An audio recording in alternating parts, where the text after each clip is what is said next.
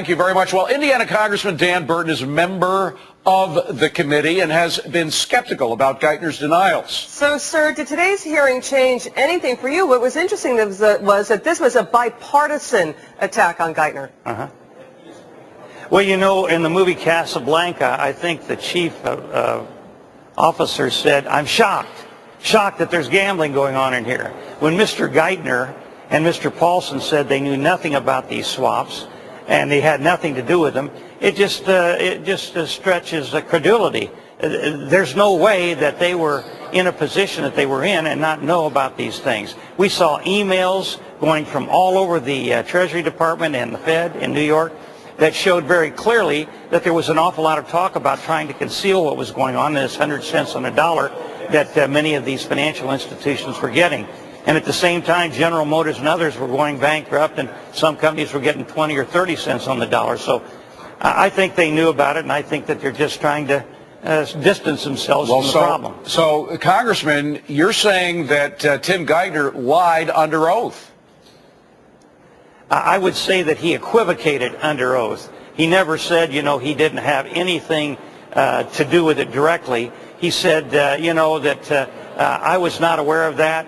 That was somebody, I talked to him about his attorney. He had 2 or 3 of his attorneys that were directly under his control. And I said, how in the world could your attorneys be doing this without your consent? He said, well, I was in the process of looking at other things and thinking about moving on to the Treasury Department.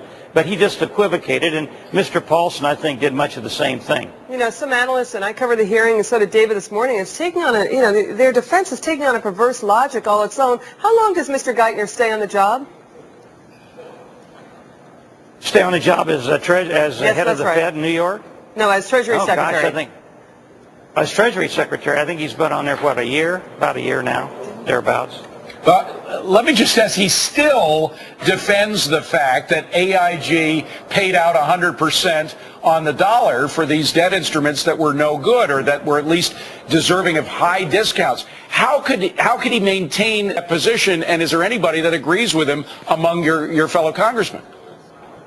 I don't think many agree with him. The thing that really concerned me was that one of the big recipients was Goldman Sachs, and he had people on his staff that were with Goldman Sachs. Of course, Mr. Paulson used to be the head of Goldman Sachs, and they were one of the biggest recipients of that money. I think they got $14 billion, which was the second most of any of the banks that got that. You know, I'll tell you quickly, you know, Henry Paulson forced the banks to take TARP money, but they can't force these counterparties to take haircuts. It really boggles the mind.